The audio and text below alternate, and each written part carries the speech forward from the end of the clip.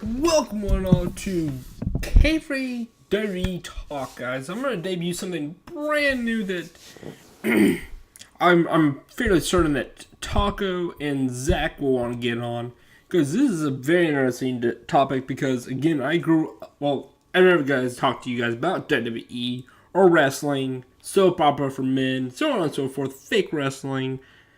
Just I love WWE. I've grown up with it since I was 12 years old. I'm 27. For 15 years, going almost on 16 years, I've been a WWE fan for quite some time. The Elimination Chamber was the other night. We went over to Taco's house and watched it. It was a great time. Reminiscing, talking about old Pokemon. We just had a great time. And so I thought I would debut this with you guys. I'm going to be talking about each match, the overall pay-per-view at the end. What I thought about the pay-per-view overall at the end. Let me get rid of this mouse. Hold on a second. There we go.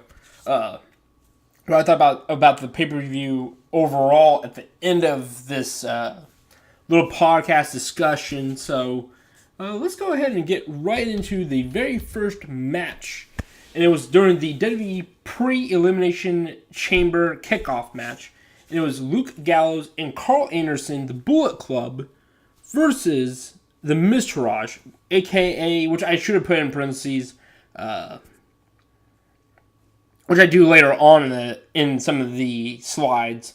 I put the nicknames that they have for the groups, and then I put the nicknames, and then I put in parentheses the actual group's name, the actual group's individual names, like Sheamus and Cesaro, the Bar. But I should have put in parentheses for the Miztourage, Bo Dallas and Curtis Axel. Luke Gallows and Carl Anderson defeated the Miztourage. The Miztourage, which I'm going to talk about the matches. As you can tell, by the way, on the very bottom for each, which I should have lowered a little bit further down, the B is going to be the grade that I personally had put for the match. It was a good kickoff match. It was a funny match because the Miztourage are the cronies to the Miz. And Bo Dallas and Curtis Axel. Well, Bo Dallas came way before Curtis Axel came along. Curtis Axel had potential. He was Kurt Hennig's son, but he just couldn't pan out on the mic, unfortunately, for his circumstance. But he has been able to turn his career around with this Miztourage thing, group, the stable.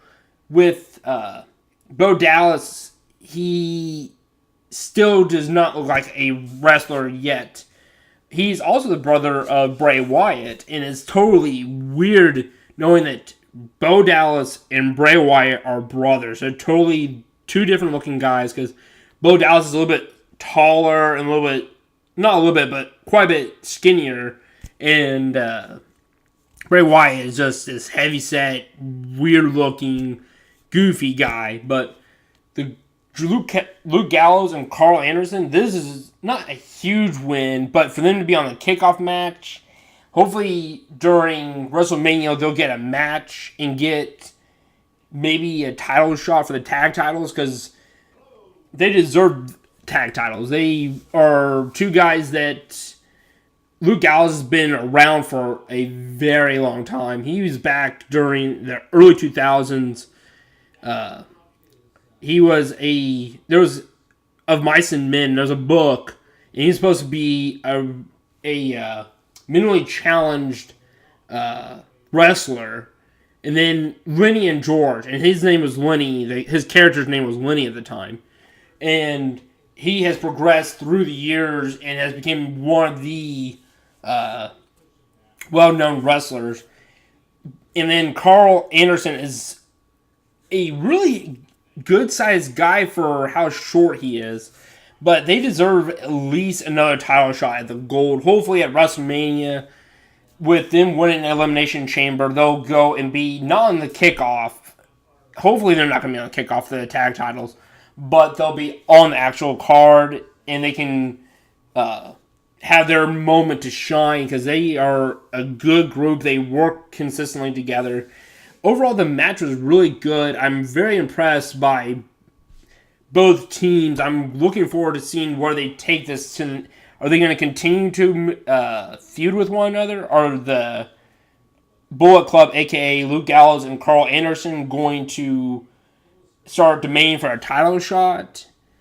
Or Mr. Rogers just going to... Is this whole thing going to be dropped is my question when it comes to there to be... Is another reason why I didn't give it a solid A, is that it was just a... That's also... Is this feud going to continue? Well, hold on a second. Let me get a little bit of something to drink. I've been talking very, very long time. Hold on a second. Okay. Sorry about that. Okay. This feud just got put up randomly. I don't get it, but hopefully they can explain it more here in an hour or so, because I'm got an hour left till WWE Raw is going to be starting, so we'll see if they continue this feud. Are they going to explain to why... Actually, no, they explained it. My apologies. They just... the Bullet Club started feuding with Miztourage a couple weeks ago, but Balor is not going to go against Miz at any time soon. So it's just a weird mix-up that Gallows and Anderson are going against Miztourage. But hopefully they continue to pursue this, and it's not just a one-time thing with the Elimination Chamber kickoff match. Also, as you can tell, for the background is a steel gray, and you got the orange for the writing. I personally love this color scheme right here. I've had this since Halo 2, and I will always use this color scheme as my favorite personal. And as you can tell by, NBA Talk with, or ZKM Sports Talk. I use this color scheme, except I use a darker gray on that one. I like this gray more. I might change my background for Sports Talk. But anyways, we got the Women's Elimination Chamber. Alexa Bliss defeats Sasha Banks, Mickie James, Bayley, Mandy Rose, and Sonya Deville. For this being that first match, that is a lot of pressure to get the Elimination Chamber, the hype, to get it started. For them to have this as the first match, that's a lot of pressure for all these young ladies. Except for Mickie James, she's a little bit older. But for all these other ladies, they're very young. They're not even in their prime yet. About mid-20s, maybe even in early 30s is when they start to hit their prime. And Mickie James, again, she's like 40, I think. But all the others are in early 20s, so they're really young. For them to have done what they did during this match, they did an excellent job. I was impressed by every single one of them. Mandy Rose, of course, gets eliminated first. Sonya Deville, I think she gets eliminated. No, yeah, she gets eliminated next.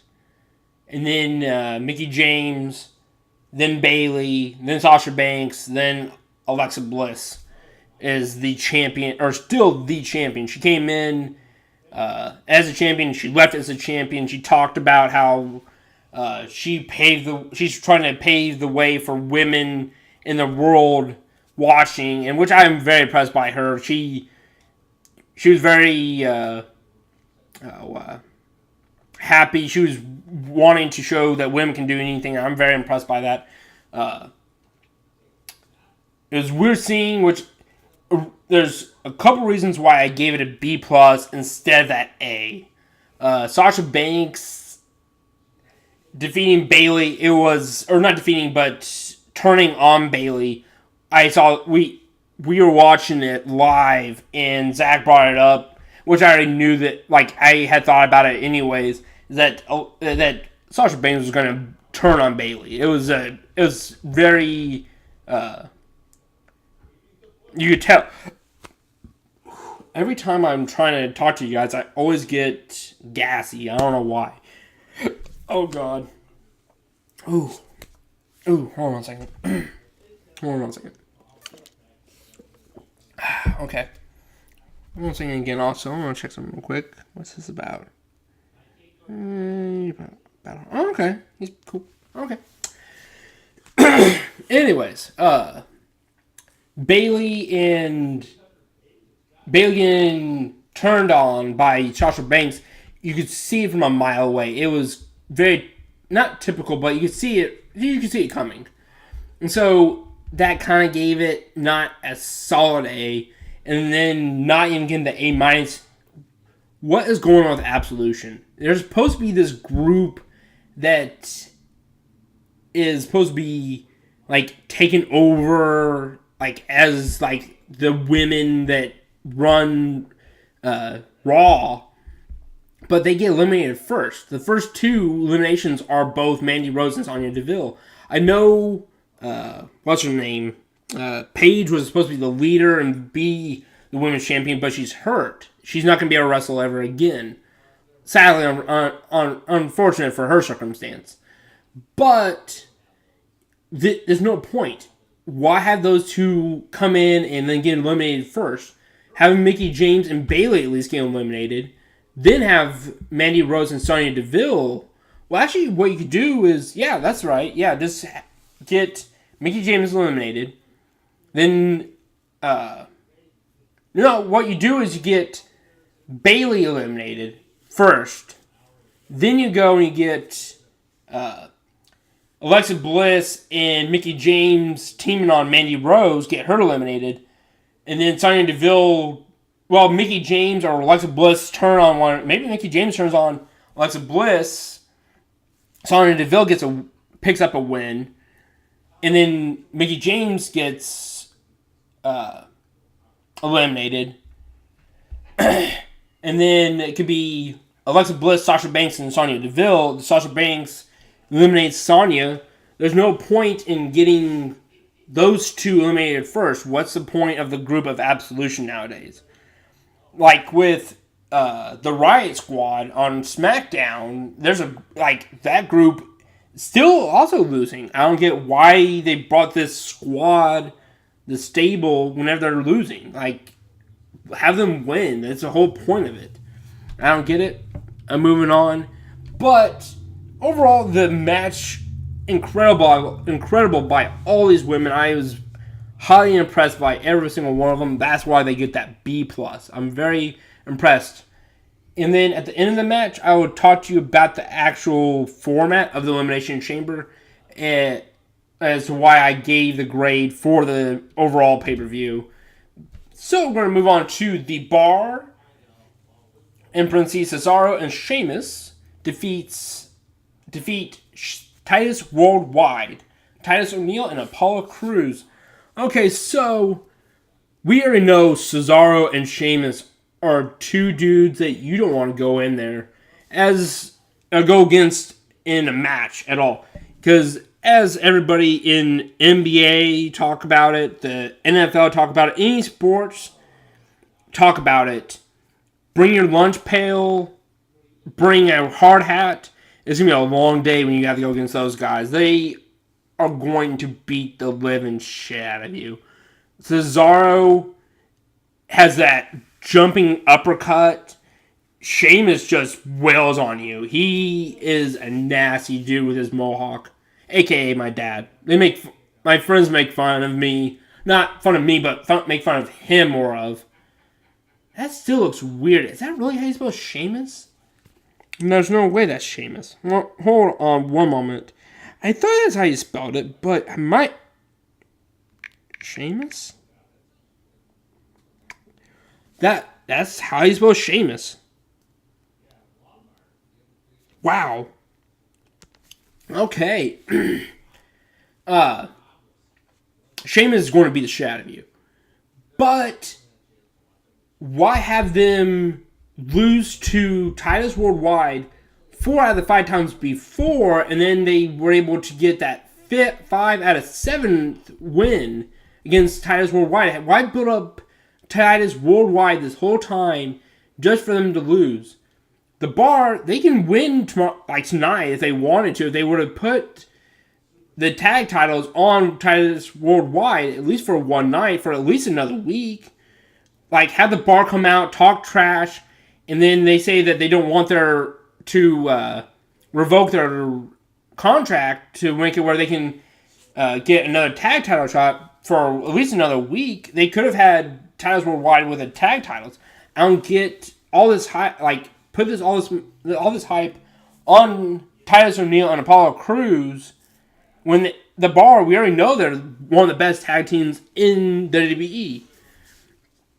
And then for them to lose to Titus Worldwide, or Titus Worldwide losing to the bar, who's going to tag for the tag titles now? Like what I talked about in the previous the previous thing is that, or the very first slide, is that Carl Anderson and Luke Gallows, they might try to go for tag titles, but they've already done it before. They never had the tag titles. They come out, when they first came in, they were scary. They were good. They beat the living shit out of everybody in their path.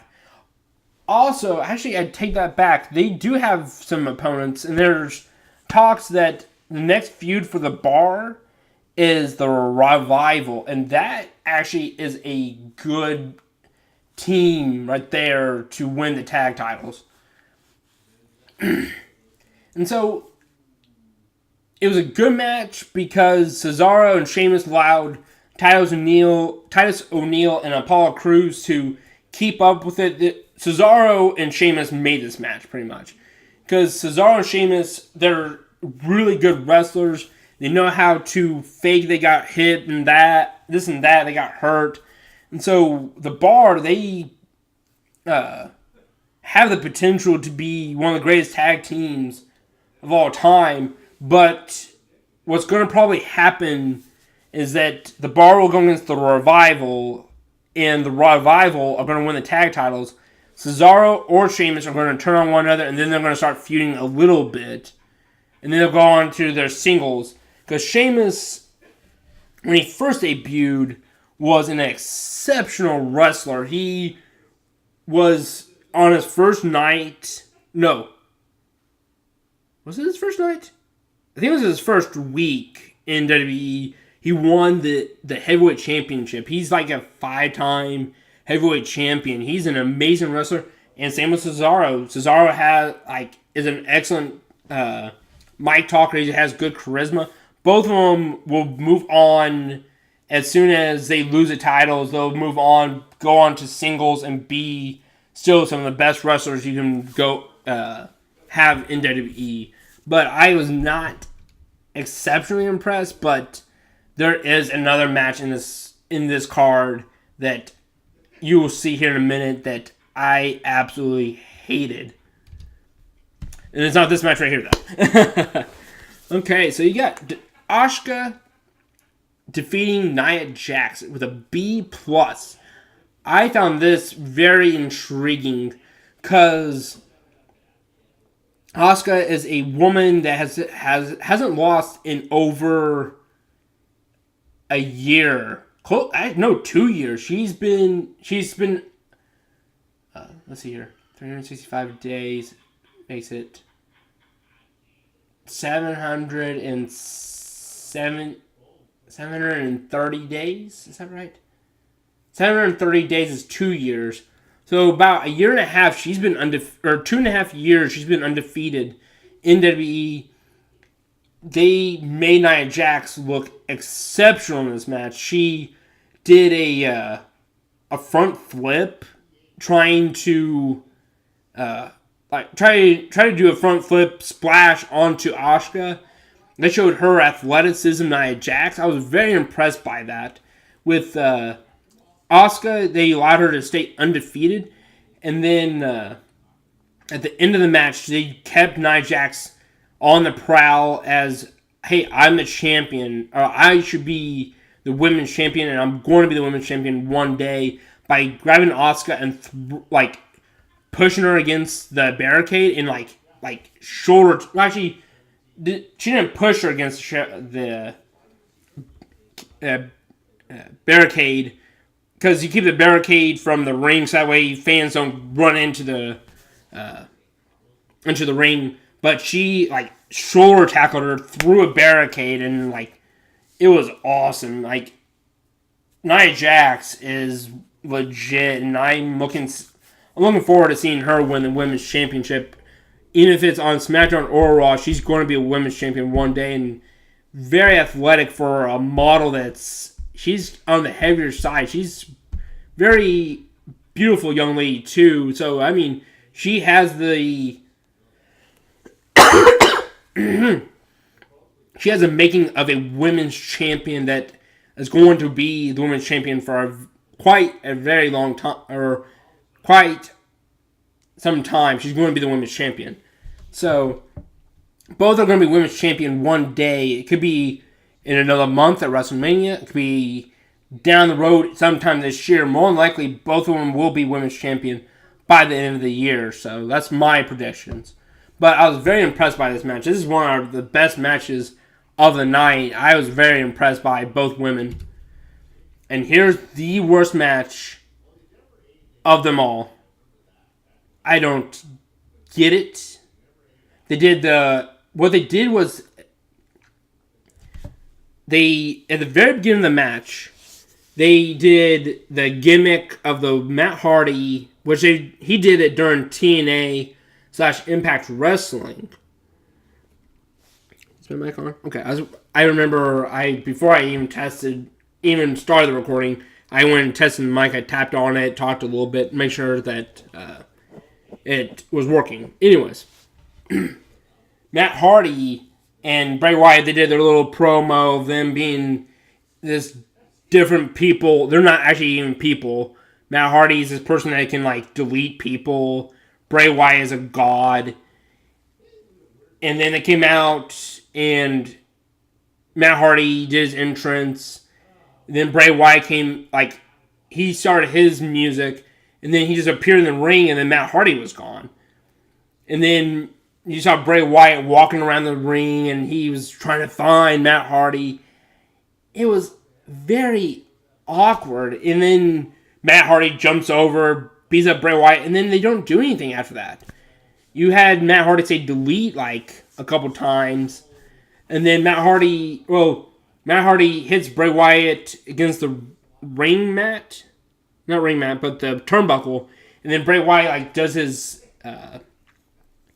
neck, like he does that back thing where like his back, like he can torque his back to where he can like pretty much bends his back all the way where he can like almost touch his head to his feet. It's really weird looking. But overall, this should not have been this far into the Elimination Chamber. It should have been maybe the match after the Women's Elimination Chamber, or it should have been the first match. Because nobody was impressed by this. People would say delete, but people aren't going to be impressed by this as much as people were impressed with it in Impact. People love the Woken Matt Hardy gimmick. They had Jeff Hardy as Brother Nero. It was a totally different thing in Impact than it was that's going to be in Elimination Chamber or WWE. It's not going to work out in WWE. It's too awkward to work in WWE. It could and it did work well in Impact. It's not going to work in this. I'm surprised they kept doing this Bray Wyatt thing. And that's another thing. The reason why I gave this grade a C-. What is going on with Bray Wyatt? Why is WWE continuing to put him under the mat? Or literally like under the mat, like how you sweep under the mat, or you bury somebody, like you sweep an argument under the rug. That way you just get rid of it. Pretty much that's what they're trying to do with Bray Wyatt. I don't know why they keep having him do this God thing, that he's a God, that you should follow him, when they're not letting him win. Like, why are they not letting him win? I don't get it. And so that's another reason why I gave it a C minus. This whole match should have been the first match in the Elimination Chamber. Had this first, then the women's to get it back into the full blood that people loved. And so, like, people loved that first match. The women's one. This should have been first, and then they would have got back into Elimination Chamber in the women's match. And then from then on, it just would have been complete hype. But this kind of broke up the whole pay-per-view in general. With when I was at Tacos, we didn't talk at all. We didn't talk. We talked during the whole match. We didn't pay attention to this match at all. Both Taco and Chris's girlfriend, Chelsea, both Chelsea's. Chelsea, Chris's girlfriend, and Chelsea with S-I-E, with an E at the end. Both of them were laughing. They thought Matt Hardy was freaking crazy. He is. In Impact Wrestling, he was crazy, and he's still crazy. I don't get the whole Woken thing. I guess you're supposed to delete people whenever he wins matches. It doesn't work in this WWE. If people are getting released soon, he could do it then and then delete them, I guess. I don't know the whole point of this Matt Hardy thing. But it was so awkward. And then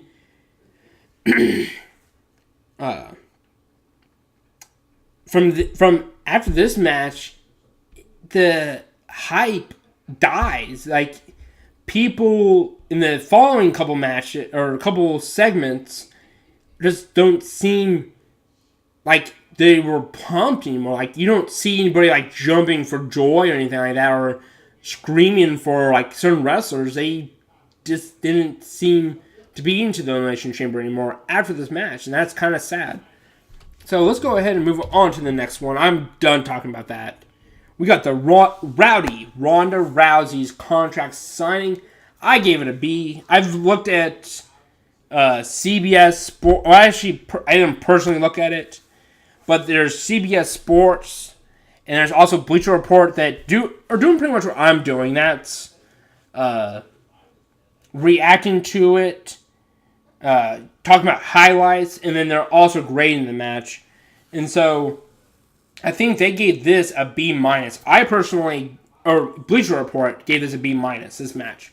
Or, not match, but segment. I gave it a B. I can see why they gave it a B minus.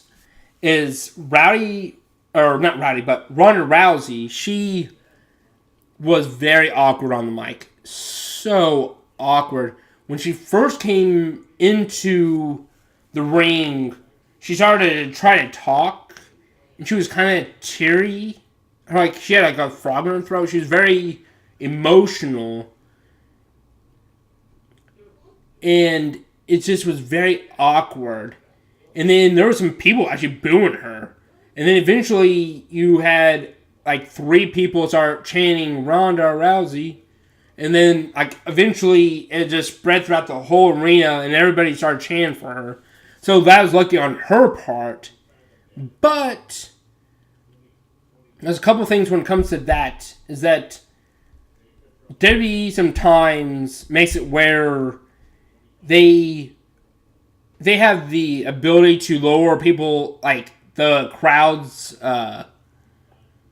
actual reactions, because I guess WWE had it where the WWE Universe was chanting for Roman Reigns sucks, and they were chanting it so loud that he couldn't even talk.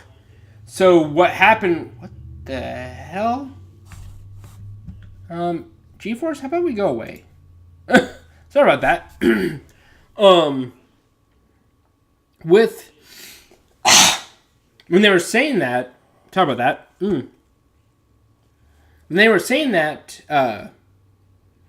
they were just so loud that he couldn't even talk, and so the WWE muffled out their Roman Reigns sucks, or Roman sucks. They muffled that out, and then they had it where they were actually cheering for him on live TV instead. So what could have happened instead was the actual WWE Universe and the arena were chanting for Ronda Sucks, and they could have muffled that out and had the crowd supposedly cheering for her. But who knows? But she did get cheered instead, but she was so awkward on that mic. She's going to have to learn how to be on that mic better. She was so emotional, and instead she should have went and was like, I'm here to prove a point, to be that I'm not going to just come in and demand for titles, which she did. She went and she, Triple H brought that up to her, that on the contract, she's not getting any luxury. She's not getting limousine rides. She's not getting any special training, that she's on her own, pretty much. And that she's not guaranteed any titles. And she should have came out as a badass and said, thank you, WWE Universe, for backing me up and letting me have this opportunity to be in WWE. She was really awkward on the mic. And she did eventually say, after she had thanked the universe in a froggy throat, she said that she wasn't wanting a title. Like, she wasn't demanding a title shot if she signed the contract. And so, it was very awkward, but I did like the premise, because Kurt Angle made this right here, this segment, because I would have probably gave it a C plus if it wasn't for Kurt. Because he came in and he was hilarious. Oh my god, I love Kurt in this segment. Because he was talking about how Triple H and Stephanie were trying to screw her over to humiliate Ronda from WrestleMania 31. They were just wanting to absolutely humiliate her for... is that how you spell Rousey? Hold on one moment. Hold on one moment, guys. Rousey. Yeah, that's how you spell Rousey. Okay.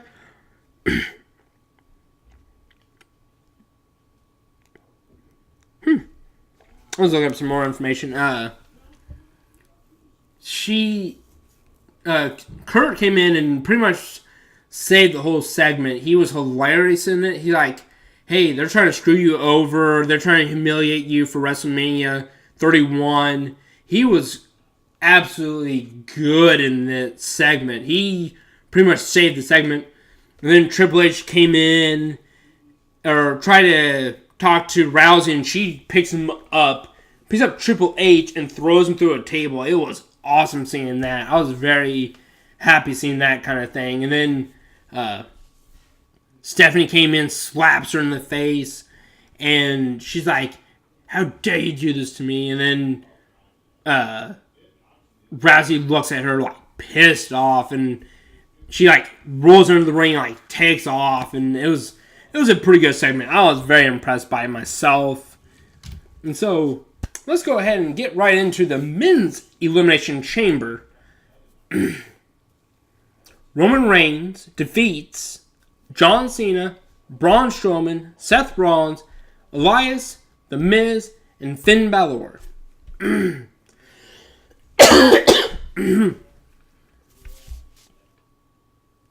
So, let's start with the good. Seth Rollins looked really good in this. He did that frog splash on, who was that? Was that on The Miz, I think? I think it was. And so, The Miz was just very calculating. He did a really good job as The Miz. And Braun Strowman, oh my goodness, guys. Like with Finn Balor, he kind of looked in the background. He wasn't a factor. Same with John Cena. But Braun Strowman in this match made this a B. I would have gave it a C if it wasn't for Braun Strowman. This guy tore it up. And if it wasn't for Roman Reigns, I'll talk that to you here in a minute. But Braun Strowman was athletic. He got up.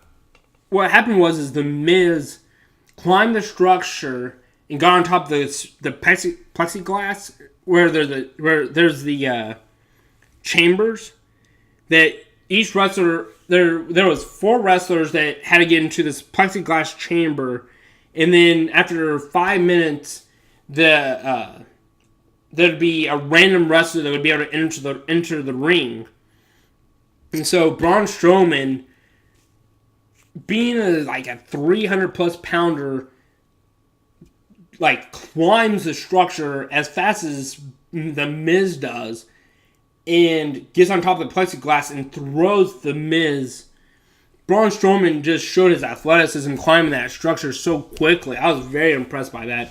And then him eliminating 5 of the 7 wrestlers himself was awesome. He is the future of the WWE.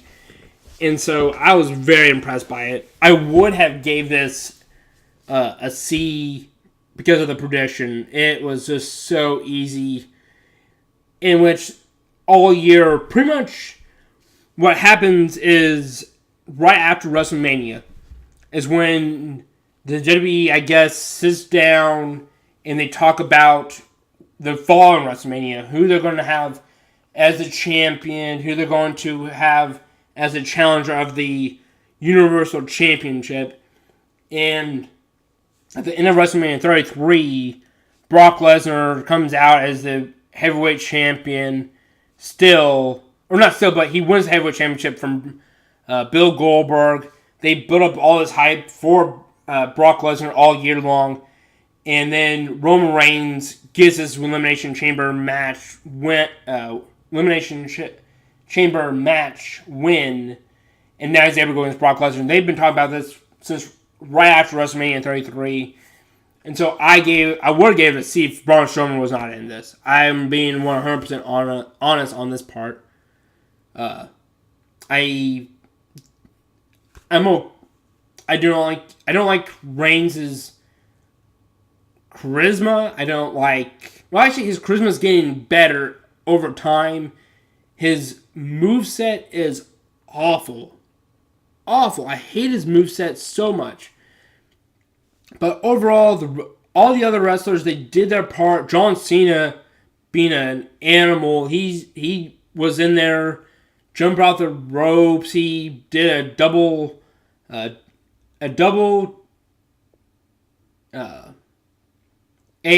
on Seth Rollins and Finn Balor. Well, he tried to, but I think Finn dropped down, or fell off, but he was able to get off the double A, or the AA is what they call it, attitude adjustment. But he was trying to. Elias came in and he wrecked everybody because he was the last person in. Roman Reigns, I think he got 1 eliminations, I think. No, I don't think he even got 1. Did he get 1?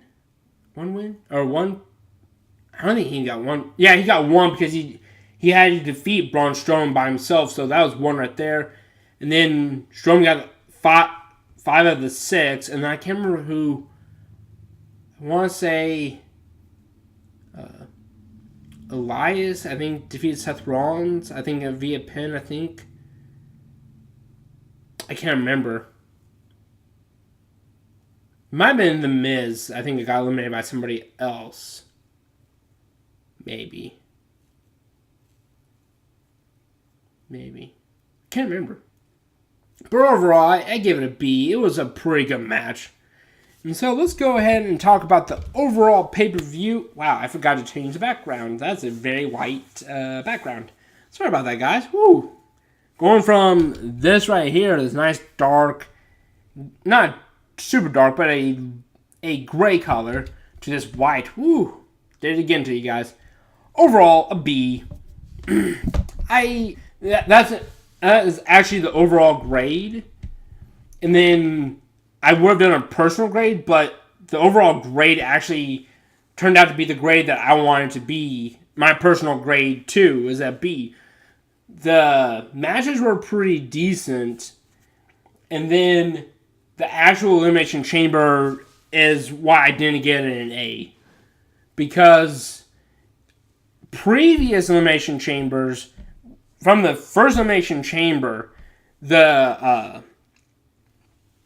what happens is that the Elimination Chamber is this big old steel chain structure, and right around the ring is some little platforms, and it used to be chains, or I think it was pipes. I can't remember, or steel pipes or something that would hold up the structure. And then right a little bit further out was, like what I talked about before, the plexiglass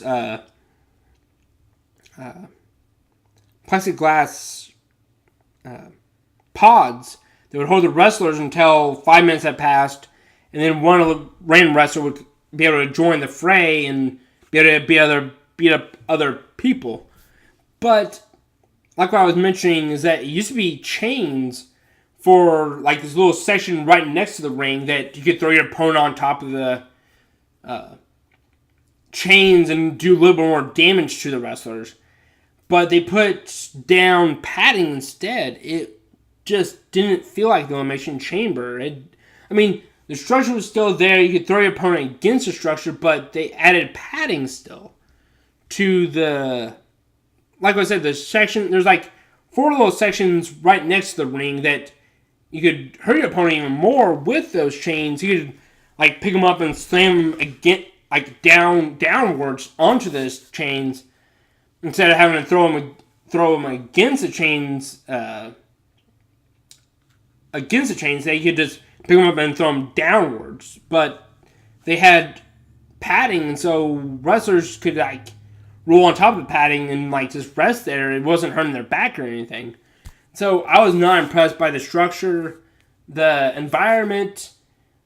This is going to be probably for... I probably will never give a pay-per-view a solid A+, unless if the matches overall are like A's and A+, because back during wrestling, back in like the early 2000s, they used to make actual like structures and make the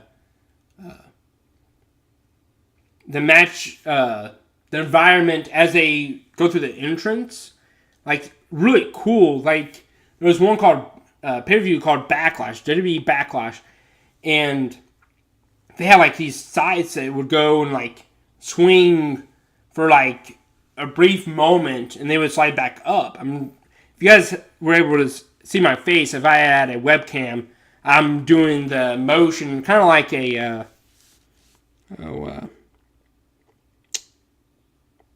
I can't remember what it's called, but they'd have like sides swing downwards and then back up. I can't. Oh goodness gracious, it's on the tip of my tongue.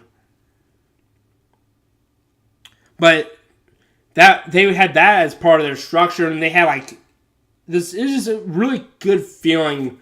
Like as they entered, like it was like this cool structure, going from the entrance to the ring. It was cool, but they don't do that anymore. They don't do pyros. Overall, they're pretty not bland, but they don't have like special effects anymore. And so it's going to be difficult for myself to give any pay-per-views nowadays a solid A+, unless if they bring that back. I'm not going to talk about maybe a pay-per-view like maybe WrestleMania, because I'll do this during WrestleMania, is that I'm going to bring this back. I'm going to do this probably as a one-time thing tonight or today, and then I'll bring it back at WrestleMania.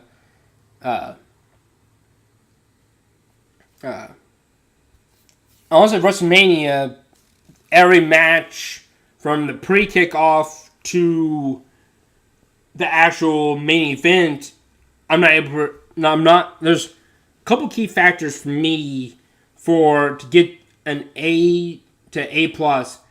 The randomness / not be able to predict anything. The overall performance, like the wrestlers getting into the ring and putting on a show / the story telling an interesting story in the ring is going to be in, like... Did I spell overall wrong? I am either getting tired or I don't know. Overall. Yeah. Anyways, I just spelled right. I'm not really that tired. I don't know why I thought I misspelled overall. They got to tell a good story in the ring. Is another factor. The promos before WrestleMania or before the pay-per-view that I do this for, if they tell an interesting story like... I'm trying to think of a match that was on that. Actually, yeah, the Nia Jax and Asuka, the one that actually got the highest grade, I think. They did a good promo that Nia Jax is this big obstacle for Asuka to overcome, that Nia Jax could possibly win this match, in which part of me felt like she could. I felt like they might make it where Asuka might lose this match, and that Nia Jax could possibly move to WrestleMania and have a triple threat match for the Women's Championship. But now, I would not have been surprised if Asuka won. That's the intrigue that makes it where I'm going to give a match an A overall. Is the promo, the storytelling in the ring, and the prediction. If I can't predict it at all, that's my intrigue. Because with today's social media / news breaking thing, I'm able to find out who's going to win the match. Sadly, unfortunately, because every match in this,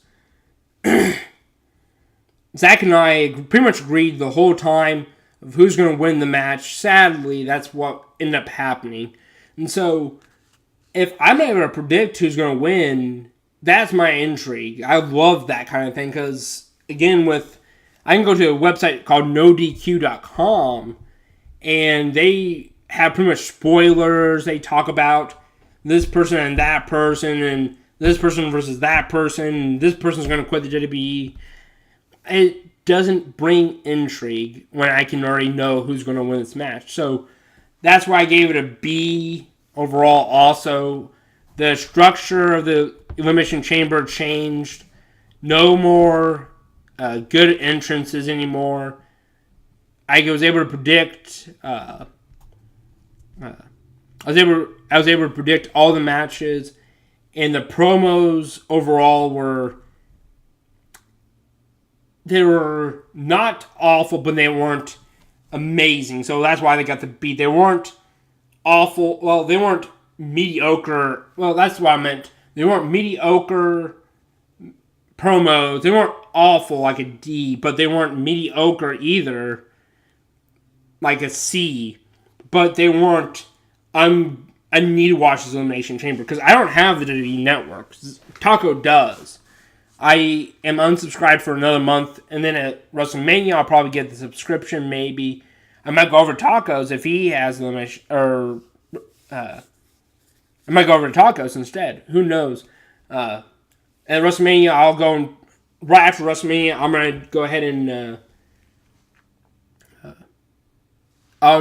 the day after WrestleMania, I'll do this right here, see if Taco and Zach want to be a part of it.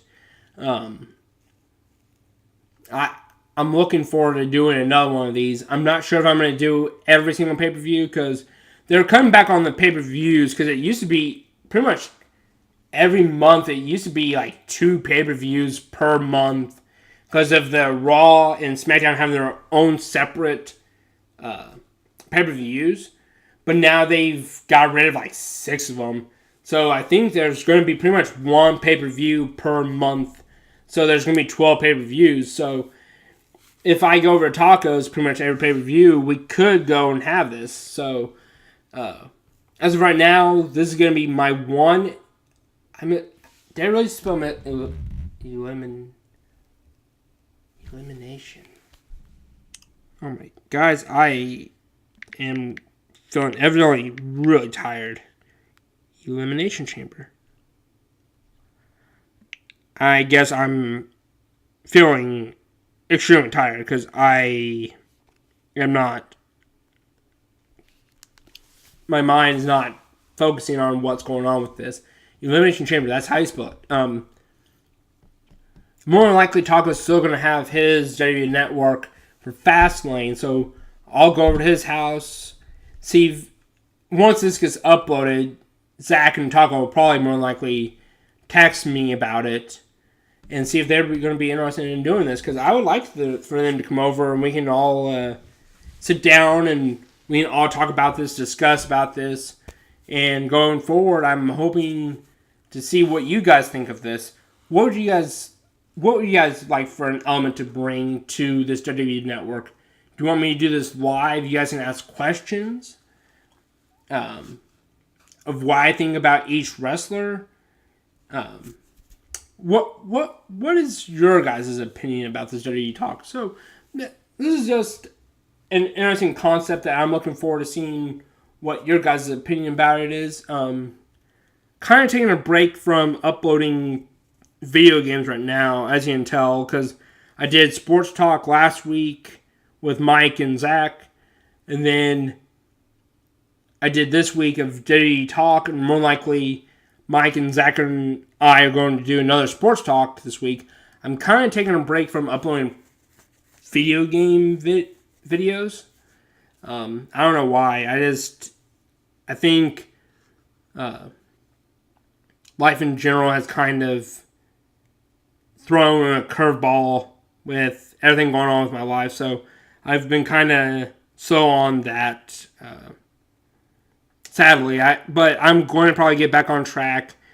I'm probably actually, after that, I'm not going to continue to talk about that because this is going to be talk. Right after this video, I'll probably actually do a vlog episode on my phone for YouTube, and then what was I going to say about that? Do a vlog video about life and what's going on, and then see what your guys' reactions of this WWE talk. I'm looking forward to seeing what you guys think about it. And then if they do want to do it, it could be ZKK WWE talk. We'll see what their of it is. With that being said, guys, I'm going to go ahead and end this WWE talk right here, and we'll see you guys later.